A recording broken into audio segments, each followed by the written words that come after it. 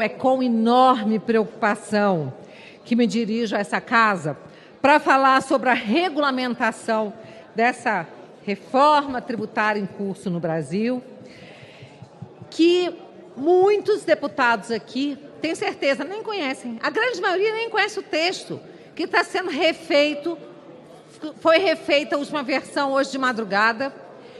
E muitos, eu tenho visto alguns deputados que têm ouvido a respeito da reforma, ouvido realmente os pontos que a oposição tem colocado e que estão ficando surpresos, porque, na verdade, muita gente não conhece, e é natural que não conheçam, porque esse tema da reforma tributária, deputado Marco Feliciano, é um tema extremamente complexo, assim como complexo e obscuro é o nosso sistema tributário. Então, é claro que nós, reformistas que somos a favor da reforma tributária. Mas, infelizmente, essa reforma tributária que está sendo votada aqui não vai simplificar o sistema, não vai trazer clareza e muito menos irá trazer alívio para o bolso do contribuinte. Além disso, ela tem um problema seríssimo, que é a questão do ataque ao nosso sistema federativo, ao pacto federativo. Porque agora, vereadores, deputados estaduais, não irão mais interferir em nada quando se tratar da questão de tributação nos municípios e nos estados. Haverá um comitê gestor centralizado composto por pessoas não eleitas, burocratas, pessoas que não tiveram um voto e que estarão se substituindo a vereadores eleitos, prefeitos, a governadores, deputados estaduais e a nós, deputados federais também, que estamos dando essa autorização, essa delegação das atribuições parlamentares a burocratas, a um comitê gestor. Isso é um absurdo, estamos ferindo o pacto federativo. E já por isso mesmo que eu votei contra a PEC, contra a reforma que foi feita por alteração constitucional. Esse é um dos pontos mais importantes. Agora, quando a gente entra no mérito agora da regulamentação, a gente vê que muitas promessas, como da não cumulatividade plena, não estão sendo observadas. Quando se cria aí imposto seletivo, o tal do imposto do pecado, que, como disse o colega, o deputado Gilson, que era para ser para cigarro, para bebida, o que está entrando ali? Até exportação de minério. Gente, isso é um verdadeiro absurdo. Tantas coisas que estão entrando nesse rol do pecado. E aí a gente pensa, né, que o pai da mentira em sua campanha prometeu que os pobres voltariam a comer picanha. Ainda falando da gordurinha da picanha, que era boa, não é? Que voltariam a tomar cerveja. Pois bem, agora a cerveja está lá no tal dos itens pecaminosos. Então agora a diversão do pobre, o churrasquinho do final de semana, virou pecado. E certamente só quem poderá salvá-los do pecado será o pai da mentira, o Lula, com essa reforma.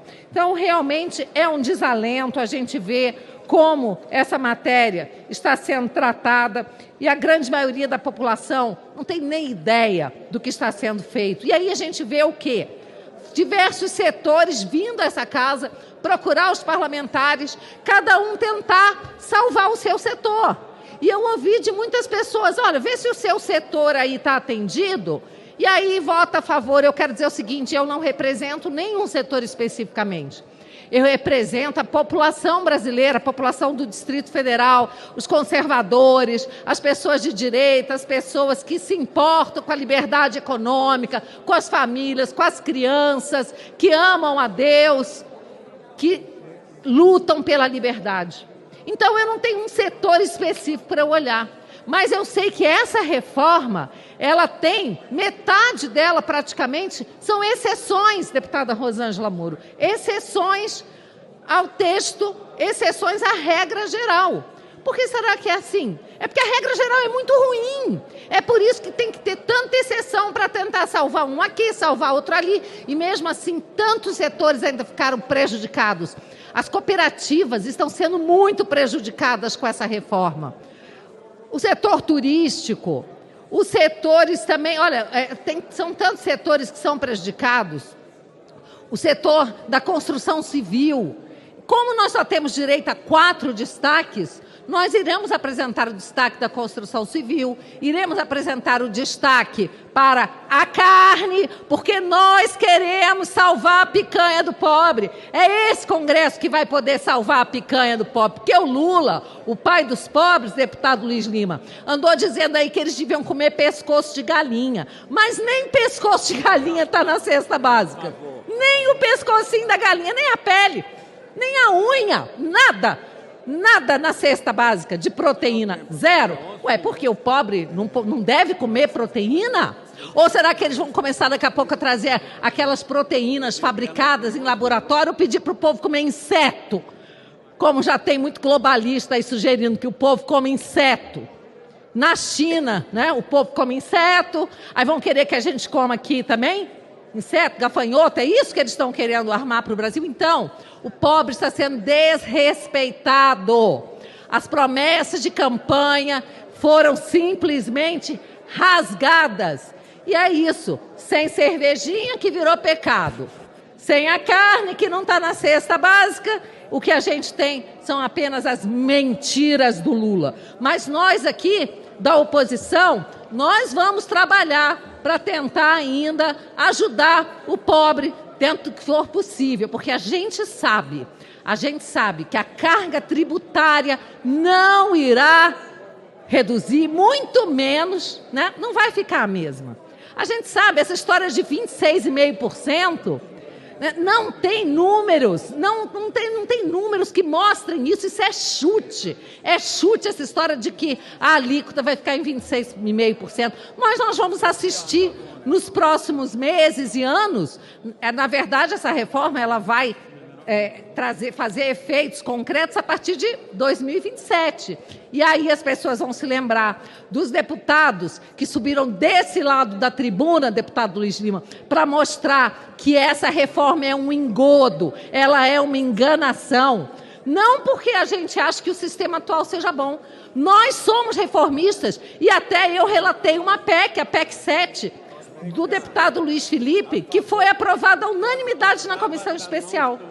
Mas todos os projetos de lei que foram apresentados por esse parlamento não foram levados em consideração. Simplesmente esse texto apresentado pelo governo, e sim, trabalhado nos grupos de trabalho pelos parlamentares, que se esforçaram muito para melhorar o texto, mas infelizmente alguma coisa que começa errada não tem como ficar certo, não é? E é por isso que, por mais que o texto esteja melhor do que o texto que foi apresentado, né, ele não tem como ser um texto favorável à população brasileira. Então nós sabemos também que, infelizmente, esse governo, ele não possui credibilidade.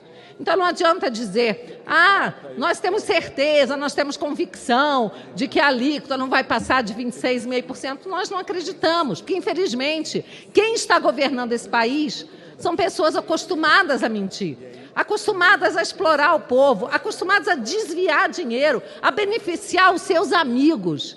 Então, são pessoas que trabalham para um grupo, os oligarcas, os amigos do rei, e não para a população. O que eles esperam é que a população fique cada vez mais dependente do Estado, precisando de uma cesta básica sem carne e precisando também de Bolsa Família, Bolsa isso, Bolsa aquilo. Os carros, minha gente, os carros estão sendo aqui taxados com aumento. Os carros, eles não vão ter nenhum tipo de benefício. Os carros irão aumentar de preço. E nas cidades pequenas, em que o carro é o único transporte que se pode ter. Então, aqui, nós temos muitos problemas nessa reforma. Infelizmente, o nosso partido só tem direito a 4 destaques. Olha, a reforma é tão ruim que eu nem sei quantas emendas foram apresentadas, mas foram centenas de emendas para tentar melhorar o que foi trazido. São centenas de emendas apresentadas pelos partidos. Infelizmente, nosso maior partido tem direito a apenas 4 destaques e nós faremos uso deles para tentar mitigar, ao menos um pouquinho aí, né, a tragédia que essa reforma tributária encerra dentro de si. Infelizmente, ela não pode ser vista a olhos nus. Infelizmente, a população não tem como compreender. É algo realmente muito complexo, o sistema tributário. Mas nós que estudamos, que nos debruçamos sobre essa reforma desde o início, quando ela foi apresentada lá atrás, a PEC 45, que a gente vem estudando e trabalhando e acompanhando, nós sabemos que esse sistema do IVA, que promete colocar o Brasil entre os melhores do mundo, não se assemelha ao IVA que existe na Europa, onde cada país, cada um tem as suas especificações, as suas especialidades. Senhor presidente, é por isso que nós somos... Concluir aqui a frase, senhor presidente. É por isso que nós somos contrários e pedimos aos colegas que, ao menos, nos acompanhem nos destaques para tentar minimizar toda essa tragédia. Muito obrigada.